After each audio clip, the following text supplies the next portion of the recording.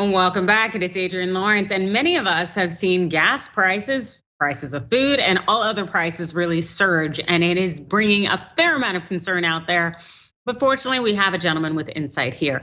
That is Dave Levinthal, and he oversees insiders, political investigations, and enterprise reporting. And he writes about the nexus of politics, policy, and the power in the nation's capital. So thank you so much for joining us, David. Hey, my pleasure to be with you.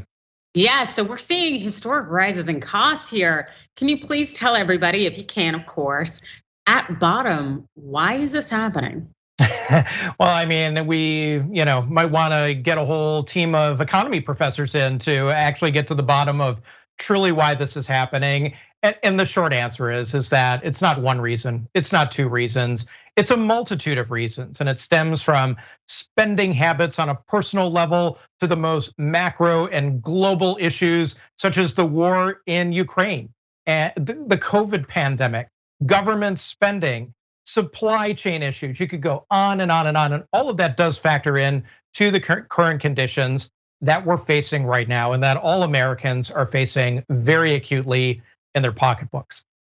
Absolutely, and I saw a great meme today that went across social media in terms of seeing gas prices at $7.11, and it was at a 7-Eleven. At a 7-Eleven, right? Yeah. Exactly, and people are bringing up the fact that, hey, we finally had this realization of it's been reached. We have 7-Eleven, and it's something very scary for a number of people because it's not necessarily a case where people, especially when wages haven't increased, that they can continue to make these payments to be able to do these everyday activities like being able to drive somewhere. So I guess where should we start? Well, I might suggest not starting with gas. I mean, gasoline it's the one thing where you drive down the street and there's literally like a neon sign staring you back in the face, telling you the price of the thing that you're using to drive down that street.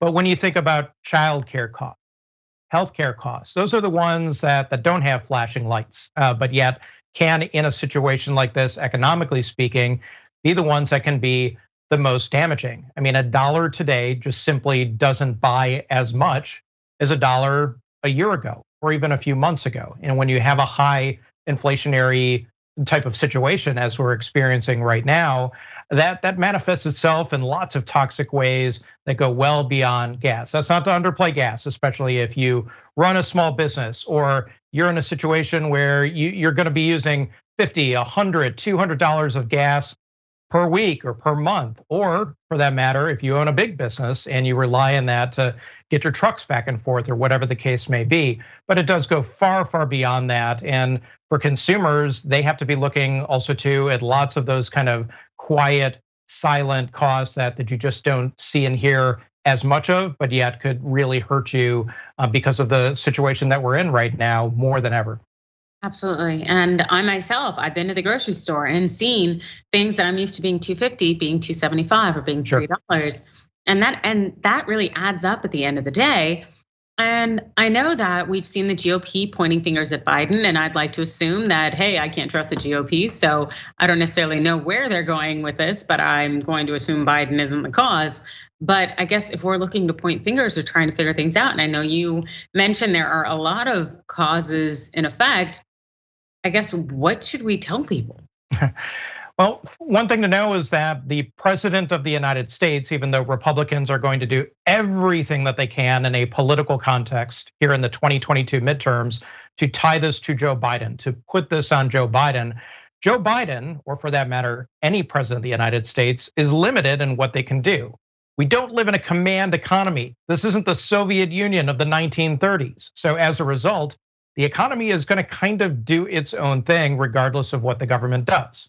Now, that being said, Joe Biden is still going to try. And we already saw that just this week when he's basically saying, hey, look, we're going to do a gasoline tax holiday and give short-term relief temporarily to motorists so that when they go on their summer vacations and we travel to where we're going to travel, instead of that cost being $7.11 a gallon, well, it might be $6.11, or if you're lucky enough to be in an area where it's more around $5, it might be $4.50. So that's going to be something, but yet the price is going to be paid for that. Where does that gasoline tax money go? Well, it primarily goes to transportation projects, building highways, repairing them, transit. So yes, you get short-term relief, but you 5 years or 10 years down the line get less of that type of stuff that is very important. And you'll remember that 10 years from now, I suppose, when you hit a big pothole and have to pay $500 for the repairs.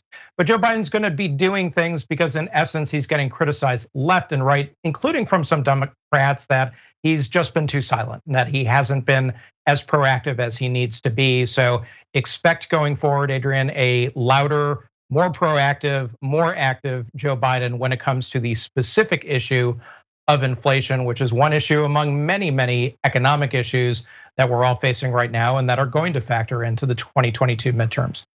Absolutely, and I love that you brought up infrastructure and transportation, because I know that's been something Pete Buttigieg has been talking about, particularly as it comes to air travel.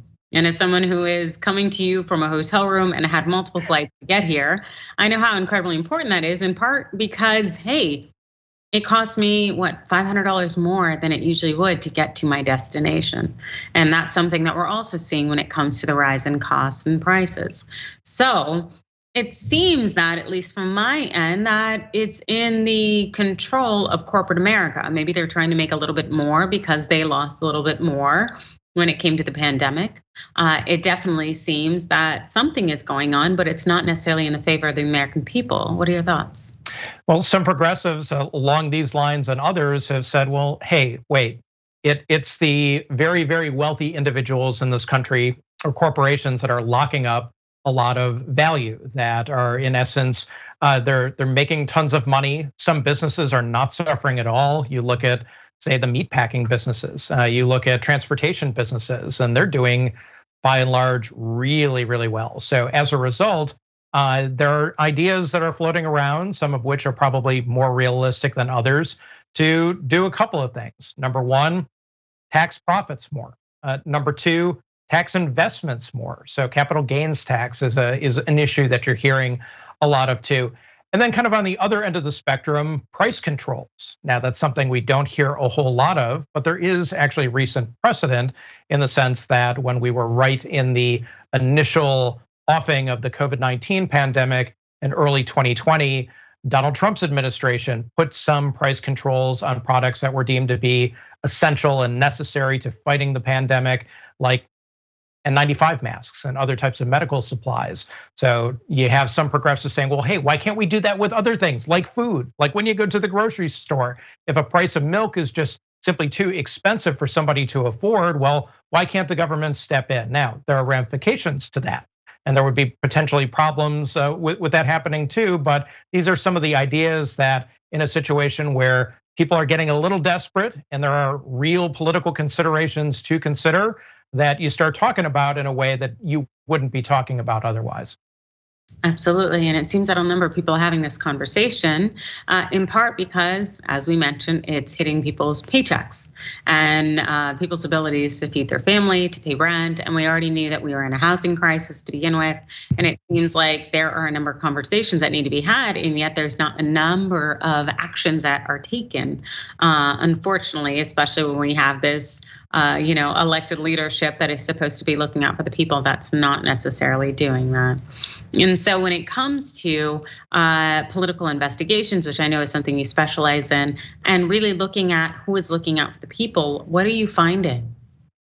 Well, I think one issue that we're looking at and that everyone should be paying close attention to in the next couple of months is there going to be another big time $1 trillion type of expenditure by the federal government? Now, we had several major expenditures by the federal government that were very much tied to the COVID-19 pandemic, but Joe Biden has a whole social agenda that still is alive and being talked about, and Democrats are trying to get people like Senator Joe Manchin, who they've been fighting with this whole time, to get on board, to get the requisite votes to push something forward.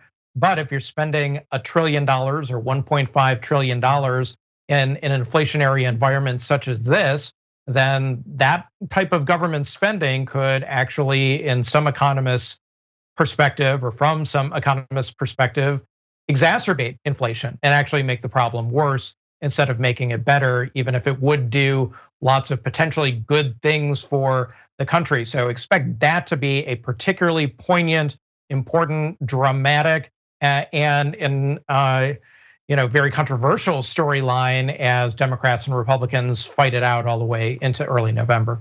Oh, absolutely. And it seems that the fight, as far as I'm concerned, I find it to be all just theatrics. Because no matter what people's labels happen to be, it seems that their politics or their incentives to actually look out for people seem to be very more self-centered than anything. I think it's more rare that people actually look out for the people that they are supposed to serve. But again, that's just my thought and my theory. But in terms of knowing also that we are going to have a potential shift when it comes to the leadership coming up, do you think that in any way is playing a role in how these elected leaders currently in power see themselves? Absolutely, Adrienne. I mean, we have a situation where the Democrats are just holding on to the House and the Senate by the skin of their teeth, and they are at grave risk of losing either the House or the Senate, or frankly, both the House and the Senate. The Democrats know that. There's no getting around it. So yeah, they're going to be scrambling in a major way to try to appeal to people's pocketbooks and sense of economics in a way that is going to get them, number one, to the polls if they are Democrats, and potentially tamp down Republican excitement to go out and elect Republicans. It's a very tenuous time for Democrats, and you got to run on something. If the economy is bad and everything's going in the wrong direction, then that is fuel for Republicans to just beat the heck out of you and say, hey, Democrats had their chance, they blew it, and the Republicans are coming in, we will do better. And that's really what this is going to come down to in a major way over the next several months. Yes, and that definitely seems to be something that a number of people need to bear in mind, especially when it comes time to vote. And I want to thank you so much for joining us, Dave Levinthal. He oversees Insiders, Political Investigations, and Enterprise Reporting. Thanks so much for joining us, Dave. Hey, thanks, Adrienne.